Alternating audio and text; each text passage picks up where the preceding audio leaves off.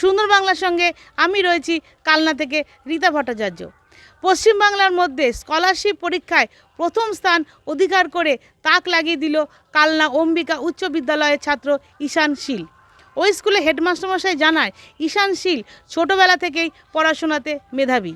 সে প্রতিটা ক্লাসে প্রথম স্থান অধিকার করে এবং সে প্রতিদিন 8 ঘন্টা ধরে পড়াশোনা করে। সর্বভারতীয় স্কলারশিপ পরীক্ষায় রাজ্যের মধ্যে প্রথম স্থান অধিকার করল কালনার কালীনগর পাড়া এলাকার বাসিন্দা তথা কালনা অম্বিকা মহিষমর্দিনী উচ্চ বালিকা বিদ্যালয়ের ঈশান শীল নামে এক ছাত্র। আজ দুপুরে তাকে স্কুলের তরফ থেকে সম্বর্ধনা দেওয়া হয়। বর্তমানে সে ষষ্ঠ শ্রেণীতে পড়ে। যদিও স্কুল সূত্রে খবর, ন্যাশনাল কাউন্সিল অফ এডুকেশন ট্রেনিংয়ের এই পরীক্ষাটি ঈশান পঞ্চম শ্রেণীতে থাকাকালীন অবস্থায় দেয়। তারপর পরীক্ষার রেজাল্ট বের হতে জানা যায়, সর্বভারতীয় এই স্কলারশিপ পরীক্ষায় সে রাজ্যের মধ্যে প্রথম হয়।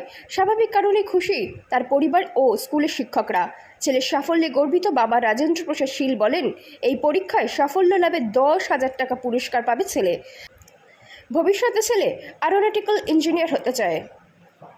রীতা ভট্টাচার্যের রিপোর্ট, সুন্দর বাংলা নিউজ। আপনার ছেলে স্কলারশিপে পশ্চিমবঙ্গের মধ্যে প্রথম স্থান অধিকার করেছে, কেমন লাগছে আপনার? খুবই ভালো লাগছে যে এত বড় একটা সাফল্য পেয়েছে, এই জন্য আমরা সবাই গর্বিত। কত ঘন্টা পড়াশোনা করে? স্কুল আর প্রাইভেট টিউশন ছাড়াও মোটামুটি 4 ঘন্টা থেকে 4.5 ঘন্টা পড়াশোনা করে। কোন ক্লাসে?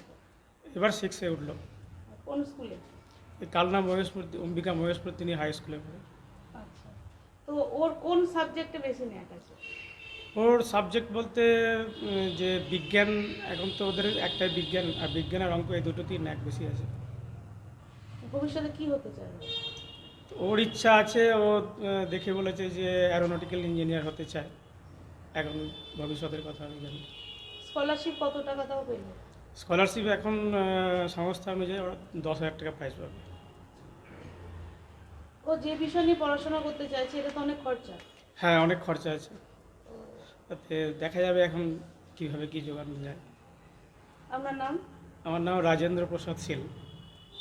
এর আগেও আমি ম্যাথ কম্পিটিশানে থার্ড পজিশান করেছিলাম, অল ইন্ডিয়া পরীক্ষাটা যেটা হয়েছিল। তারপরে আমার এটা একটা বড় সাফল্য এনে দিচ্ছে আমার জীবনে। এর জন্য আমি খুবই গর্বিত এবং আনন্দিত। কত ঘন্টা পড়াশোনা করো? আমি সব মিলিয়ে 8 ঘন্টা কি 9 ঘন্টা পড়াশোনা করি। আচ্ছা, খেলাধুলা করো? হ্যাঁ, খেলাধুলা বিকালের দিকে একটু আধটু করি। মোবাইল? মোবাইল বেশি ব্যবহার করি না, কারণ বেশি ব্যবহার করলে চোখের সমস্যা হতে পারে। আচ্ছা, এটা কি পরীক্ষা ছিল তোমার? এটা হচ্ছে national council of educational training.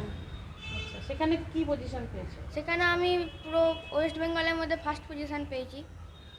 এই যে এতদূর এগোচ্ছে, এখানে তোমাদের স্কুলের মাস্টারমশাইয়ের কতটা সাফল্য আছে? এই যে এতদূর এগিয়েছে, আমি এর মধ্যে আমাদের মাস্টারমশাই সব থেকে বড় সাফল্য এনে দিচ্ছে, কারণ তারা যেভাবে পড়ান সেইটাই হচ্ছে আমাদের মানে বইগুলোকে ভালো করে ব্যাখ্যা করে বুঝিয়ে দেন।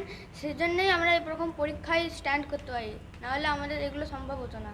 ভবিষ্যতে কি হওয়ার ইচ্ছা আছে? ভবিষ্যতে আমার অ্যারোনটিক্যাল ইঞ্জিনিয়ার হওয়ার ইচ্ছা আছে। যেটা আমার শখ ছিল যে প্লেন নিয়ে অনেক গবেষণা করতে চাই এবং প্লেন তৈরি করে উড়াতে চাই আকাশে। তোমার নাম? আমার নাম ঈশান শীল। কোন ক্লাসে পড়ো? এখন 6th পড়ি। আপনার স্কুলেরই ছাত্র এতক্ষণ রেজাল্ট করেছে, পশ্চিমবঙ্গের মধ্যে প্রথম, তো কেমন লাগছে? সবচেয়ে বড় কথা, আমাদের স্কুলের এরকম সাফল্য অনেক আছে। অনেকগুলো সাফল্যের সঙ্গে ওর সাফল্যটাই আমরা গর্বিত। মানে আমাদের স্কুলের জন্মলগ্ন থেকে এই ধরনের, মানে শুধুমাত্র পড়াশোনা নয়, অন্যান্য ক্ষেত্রেও যথেষ্ট সাফল্য আছে। তবে ঈশানের এই সাফল্য আমাদের সাফল্যের তালিকাটা আরও একটা যোগ হলো সাফল্য। তো প্রথম স্থান কি অধিকার করেছে? National council of education and training এরকম একটা সংস্থা, সেই সংস্থা যে অল ওভার ইন্ডিয়া মিলে যে পরীক্ষাটা আয়োজন করেছে, সেই পরীক্ষাতেও প্রথম হয়েছে। পশ্চিমবঙ্গের মধ্যে প্রথম হয়েছে। স্টুডেন্ট হিসাবে কতটা মেধাবী?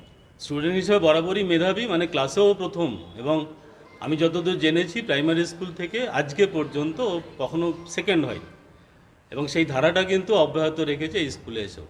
আমাদের স্কুলে ক্লাস 6-এর ছাত্র এবং রেকর্ড পরিমাণ নম্বর পেয়ে কিন্তু ফার্স্ট হয়েছে।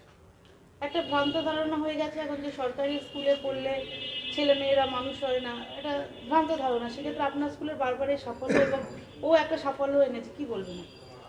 মানুষ যেটা বলছে সেটা যে সব অর্থে সত্যি নয়। বিভিন্ন পেশাগত দিক যদি দেখা যায় তাহলে দেখা যাবে প্রাইভেট স্কুলগুলো থেকে বেরিয়ে আসা যে ছাত্রছাত্রী, তাদেরকে ছোট না করেও বলছি যে প্র্যাকটিক্যালি সরকারি সংস্থা থেকে বেরিয়ে আসা ছাত্রছাত্রীরাই কিন্তু আমাদের সমাজে বিভিন্ন ক্ষেত্রে প্রতিষ্ঠিত। তারা, সেটা সরকারি বলুন বেসরকারি চাকরি বলুন, সমস্ত ক্ষেত্রেই এই সরকারি স্কুলের ছাত্রছাত্রীরাই প্রতিষ্ঠিত। আচ্ছা, ও কি বিষয় নিয়ে পড়াশোনা করতে চাইছে ভবিষ্যতে? ও যে ইচ্ছাটা প্রকাশ করেছে যে অ্যারোনটিক্যাল ইঞ্জিনিয়ারিং পড়বে এবং ভবিষ্যতে ইচ্ছাটা যদি বদলে না যায় তাহলে ওই ইচ্ছাটা পূরণ হওয়ার মতো যথেষ্ট ক্যাপাবিলিটি কিন্তু ওর মধ্যে আছে। ঈশানশীল জানায় সে বড় হয়ে অ্যারোনটিক্যাল ইঞ্জিনিয়ার হতে চায়, অর্থাৎ প্লেন নিয়ে গবেষণা করতে চায়। তার বাবাও চায় যে সে তার এই স্বপ্ন যেন যাতে পূরণ হতে পারে। কালনা থেকে রীতা ভট্টাচার্য, সুন্দর বাংলা নিউজ।